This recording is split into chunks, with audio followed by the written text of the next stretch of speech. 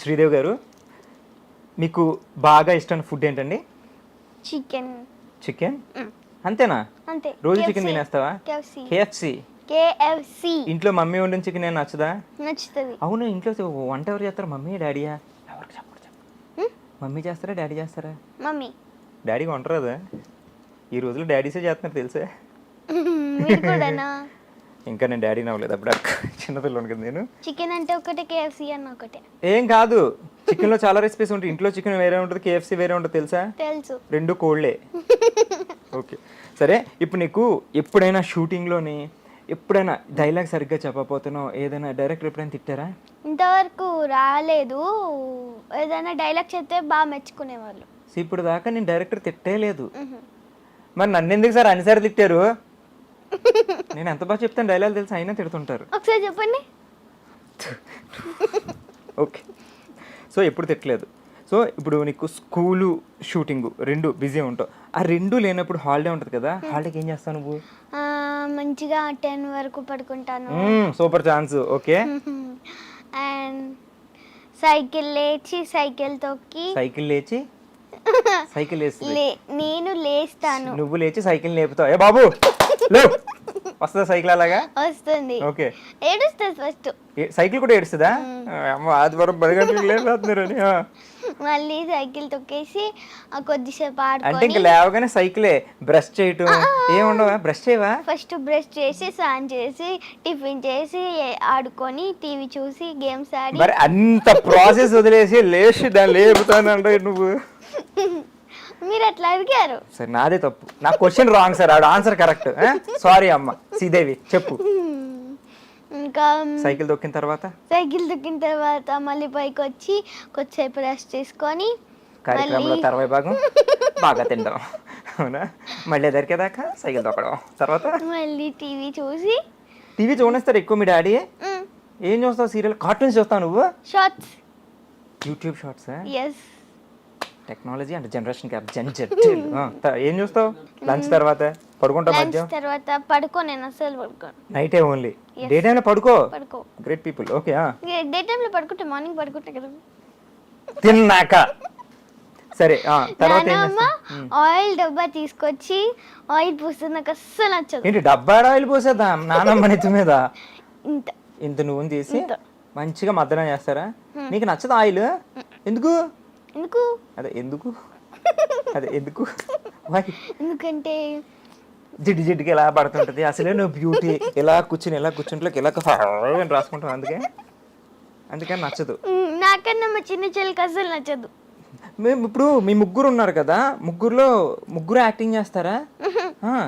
నేను చిన్న చెల్లి యాక్టింగేనా? మధ్యలో రామాయణంలో చేస్తుంది. ఇంటింటి రామాయణం సీరియల్లో ఆల్రెడీ చేస్తుందా? అయితే నెక్స్ట్ గెస్ట్ ఆవిడనేమో. అయితే తీసుకొచ్చేద్దామా? మరి అక్క మధ్యలో చెల్లి చెయ్యదు. ఏ ఇంట్రెస్ట్ లేదు. నీకు బాగా ఇంట్రెస్టా యాక్టింగ్? చిన్న చెల్లికి ఇంట్రెస్ట్ ఎలా వచ్చింది నిన్ను చూసా?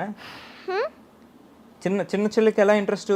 తను టీవీలో చూసింది. నీ యాక్టింగ్ చూసి ఆవిడ ఇన్ఫ్లుయెన్స్ అయిపోయి నేను చేసేస్తాను అందా? May I come in sir? Yes. అంతేనా? తీసుకెళ్ళిపోయి బాగా ఇన్ఫ్లుయెన్స్ చేస్తున్నావు. ఇప్పుడు ఇంట్లోనే ఆర్టిస్ట్ని మొత్తం ఫ్యాక్టరీ. మీ డాడీ ఆర్టిస్టు, నువ్వు ఆర్టిస్టు, మీ చెల్లి ఆర్టిస్టు, మీ మమ్మీ ఏం చేస్తారు ఇంట్లో? మీకు యాక్టింగ్ నేర్పుతుంటారు ఆవిడ కూడాను? లేదా, హౌస్ వైఫ్ ఆవిడ. సో నానమ్మ బాగా చూసుకుంటారా?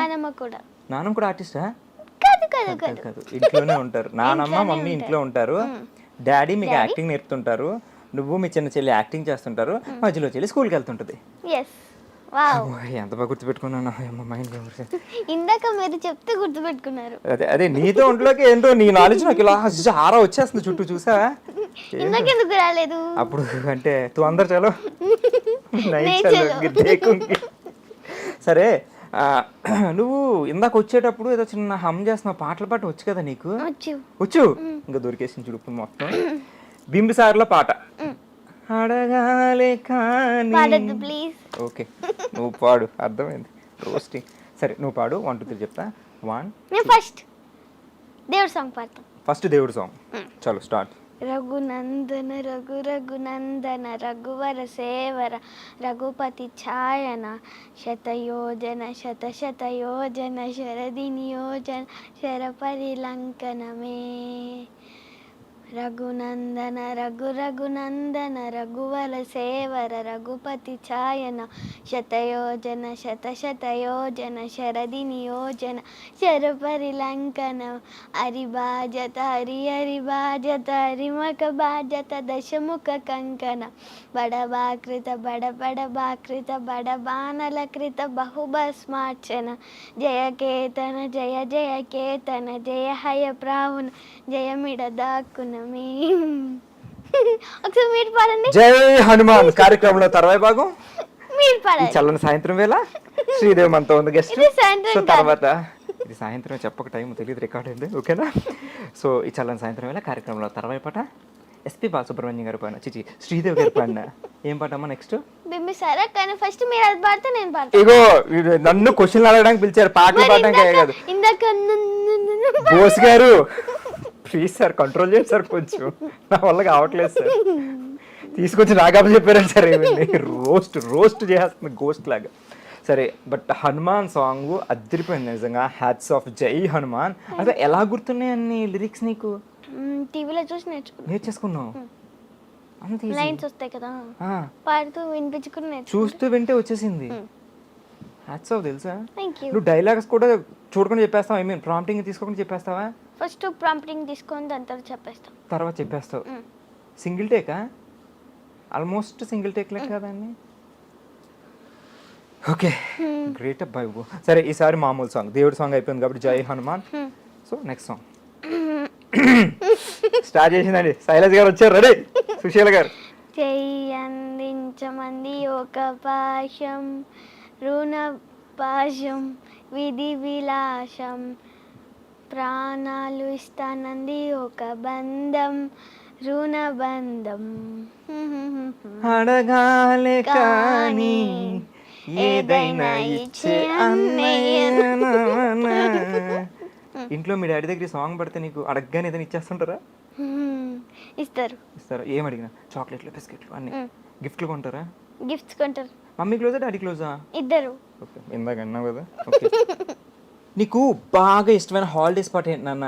అంటే పలానా ప్లేస్కి వెళ్ళాలని ఉంటుంది కదా, ఎక్కడికైనా.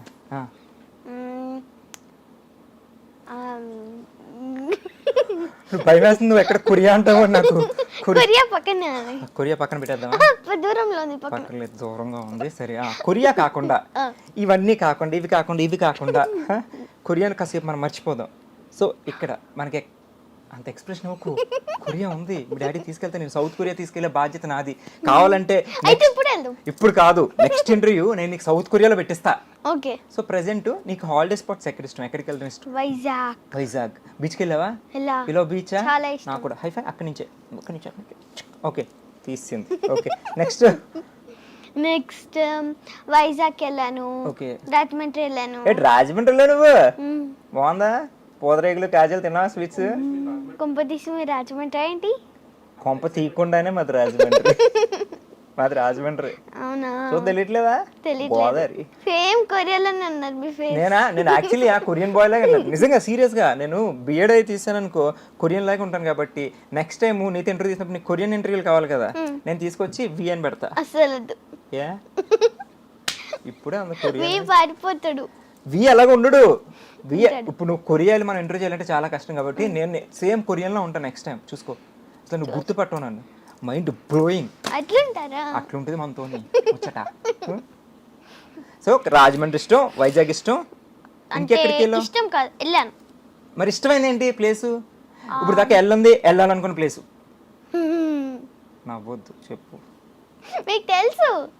కొరియా అనొద్దు నాన్న, నీకు దన్నం, నా వల్ల కావట్లేదు. నువ్వు అప్పుడే 12 ఇయర్స్ కొరియాలు అంటుంటే. ఊటీ ఇష్టం. ఇంటర్నేషనల్ కొరియా అనకుండా ఏమైనా ప్లేసెస్ చెప్పు. ఈసారి ఇంటర్నేషనల్ లోనే పెడదామా ఎంట్రీయా?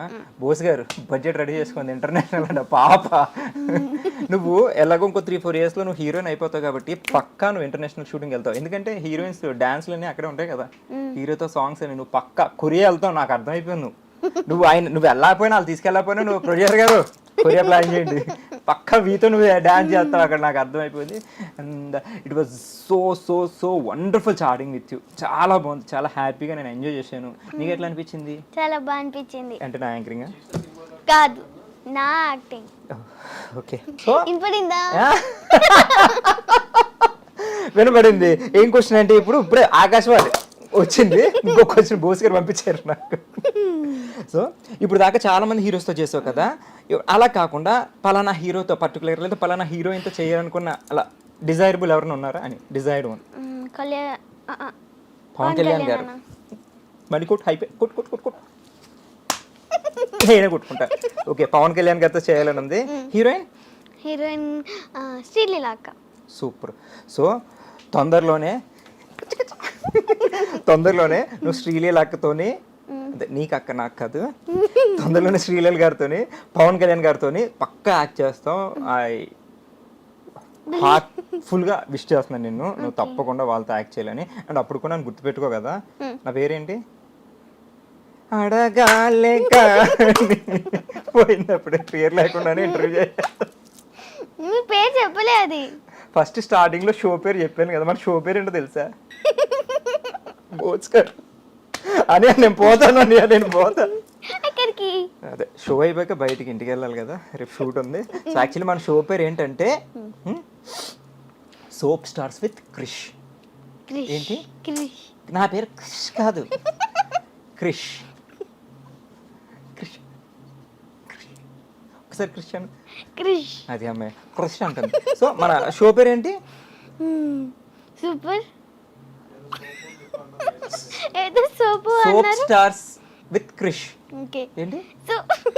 సూప్ కాదమ్మా, సోప్ ఆ సోప్ కాదు. సోప్ స్టార్ డైలీ సోప్ అంటే సీరియల్స్ డైలీ సోప్ అంటారు. ఈ సోప్ డైలీ రాసుకునే సోప్ కాదు డైలీ సోప్ అంటే. Soap stars with Krish. Soap stars with Krish. షోపు షాంపూలు కాదమ్మా, soap stars with Krish. Style గా చెప్పు ఒకసారి. Soap star with Krish. ఎందులో ఇప్పటి వరకు నన్ను సీరియల్లో సినిమాలు ఎలా ఆదరించాలో ఈ చిన్ని సీరియల్లో కూడా అలానే ఆదరిస్తారని కోరుకుంటున్నాను. అండ్ ఈ షో మీరు అందరు తప్పకుండా చూడాలి. చూస్తే చూడండి, ఓకే లేదు నేను ఎక్కడికో తీసుకెళ్తుంటే అక్కడ ఇంత పేరు పడేస్తున్నా కిందకి పిల్ల. నేను ఎక్కడ పడ్డా నువ్వు మాత్రం నీ ఫ్యూచర్ నాకు అర్థమవుతుంది, నువ్వు మాత్రం కొరియాయే. సో అండ్ నేను ఇంటర్వ్యూ చేయటం, నీతో చిట్ చాట్ నాకు చాలా హ్యాపీగా ఉంది. ఫ్యూచర్ స్టార్ పక్కా శ్రీదేవి గారిని చేయాలనుకున్నాను, బట్ ఇప్పుడు నిన్ను ఇంటర్వ్యూ చేయగలిగాను శ్రీదేవి గారి ప్లేస్లో. సో ఫ్యూచర్లో నువ్వు పక్కా శ్రీదేవి గారి రేంజ్కి వెళ్ళాలని మనస్ఫూర్తిగా కోరుకుంటున్నాను. అండ్ దగ్గేంటి సరే బ్రేక్ ఇచ్చావు. సో ఫస్ట్ ఆఫ్ ఆల్ మీ డాడీకి మీ మమ్మీకి హ్యాట్స్ ఆఫ్. ఎందుకంటే నేను చిన్నప్పుడే నీ దగ్గర ఉన్న టాలెంట్ గుర్తించి అండ్ అలా సపోర్ట్ చేయడం అనేది చాలా గ్రేట్ కదా. సో థ్యాంక్స్ చెప్పు డాడీకి. Thanks daddy mummy. కెమెరా చూసి చెప్తున్నావా డైరెక్ట్ డాడీకి చెప్తున్నావా? Camera. Okay, I love you చెప్పు వాళ్ళకి. Love you daddy mummy. Okay, so మీరు చెప్పండి ఒకసారి. Love you daddy mummy. మా మమ్మీ డాడీకి, వీళ్ళ మమ్మీ డాడీకి కాదు. So thank you. And she's a wonderful artist. నేను నీ సీరియల్ చూశాను, నీ సినిమాలు చూశాను, చాలా బాగా అనిపించింది. And very talented you are. Thank you. చిన్న ఏజ్లోనే హ్యాపీ 12 yearsకే నువ్వు స్టార్ అయిపోయావు తెలుసు కదా. సో ఇంకా ఇంకా ఇంకా చాలా ఎత్తుకెళ్ళి మీ మమ్మీకి డాడీకి చాలా మంచి పేరు తీసుకురావాలి. అండ్ వాళ్ళందరూ కూడా నిన్ను ఆదరిస్తారు ఎప్పుడు, ఎందుకంటే బికాజ్ యు ఆర్ క్యూట్ సారంగ్య. మీరు చెప్పాల్సిన అవసరం లేదు, అందరూ చెప్తున్నారు. ఎవరు క్యూట్ అని అందరు చెప్తున్నారంటే, ఎవరు టాలెంటెడ్ అని అందరు చెప్తున్నారు. ఏదో పొగుడుదా అంటే నాకు ఛాన్స్ ఇవ్వట్లేదు. సరే, యాక్టింగ్, యాంకరింగ్, డాన్సు, పాటలు అన్నీ నువ్వే. ఈసారి ఇంకా నాకు తెలుసు డబుల్ రోల్ నువ్వే చేసుకోవచ్చు. నెక్స్ట్ ఇంటర్వ్యూకి నీకు ఇక్కడ అక్కడ 2 క్వశ్చన్లు నువ్వే అడిగి నువ్వే చెప్పేసుకోవచ్చు. మాలాంటి వాళ్ళు కడుపు కొట్టొద్దు. So thank you so much Sridevi. Okay, please subscribe to iDream. So and show పేరు ఏంటి? Soap stars with Krish. Okay, soap stars with Krish. And thank you so much Sridevi. It was wonderful chatting with you and all the very best for your career and everything. And నువ్వు చాలా heights reach అవ్వాలని కోరుకుంటున్నాను. Thanks for coming and I love you so much. And guys, that's all for today. And మళ్ళీ next guest తో మళ్ళీ వచ్చేస్తాను. Keep guessing the guest. And this is Chris signing off. Bye bye. Thank you.